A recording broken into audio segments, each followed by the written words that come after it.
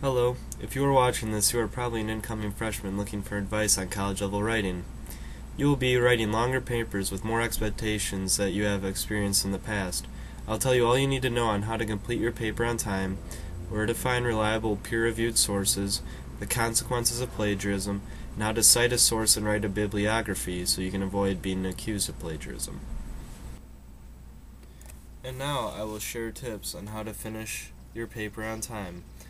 Sometimes, the hardest part in writing an essay is starting the paper.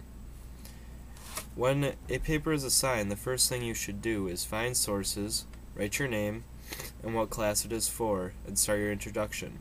You don't have to finish your paper instantly, but open it up every time you use your computer, whether you are listening to a song or just checking your email.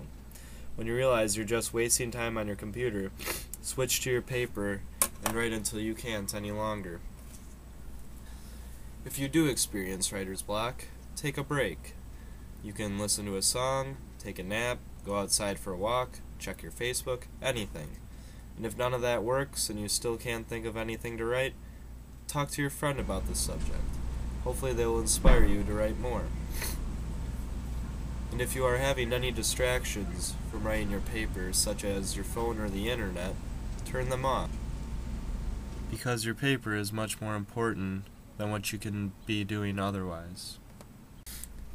And now I will show you how to use Google Scholar to find a peer-reviewed source. First you click More, and then Even More, and then you scroll down until you see Scholar. You click Scholar, and now you are at Google Scholar. Here you can type in any topic such as abortion. As you can see, we have plenty of options for peer-reviewed sources. Not all of these will have the full source, but eventually you'll find what you need. You can also use the library as a great peer-reviewed source. We have one on campus, so take advantage of it. And now that you got your paper started, I will tell you about the dangers of plagiarism. According to the UWSP handbook, plagiarism misconduct is intentional falsification of data, plagiarism or other practices that deviate from common research practice within the academic community for proposing, conducting, or reporting research. Honest errors and differences in interpretation of data are not considered misconduct. Misconduct is prohibited at UWSP and may be cause for discipline or dismissal. So, unless one of your goals in college is to get kicked out, you should probably try to avoid plagiarizing. And I'll tell you how. As you can hopefully see from this blurry picture, that the guidelines for APA citation. If you're using a direct quotation, after it in parentheses you'll put the author's name, comma, the year, and then the page you found it on. If you are using a paraphrase or summary, all you need to do is use the author and the year it was used. Or you can frame a quotation with stating the author's name and the year he said it, and the page number afterwards if it is a direct quotation. If it's a paraphrase or summary, you do not need the page number. With MLA format, you do not have to worry about the year.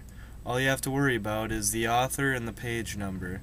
If there's more than one author, you just put an and. If there's 3, you can just put commas in an and the page number. If there's 4 or more authors, you can either list them all down, or you can just put the first author's last name and then et al, or et space al dot, and then the page numbers. Now that you know how to do in-text citations, all you need to know how to do now is the bibliography.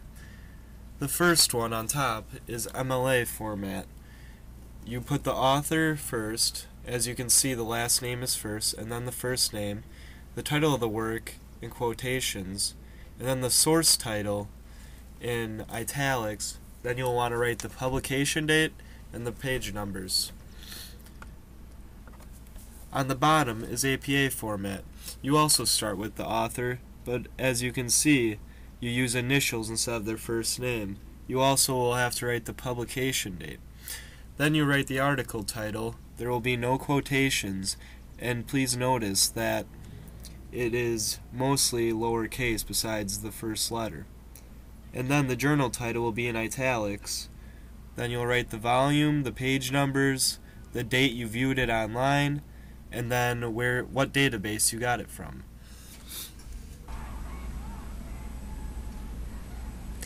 And there you have it. I have given you tips on how to finish a paper on time. I have shown you how to find a reliable, peer-reviewed source.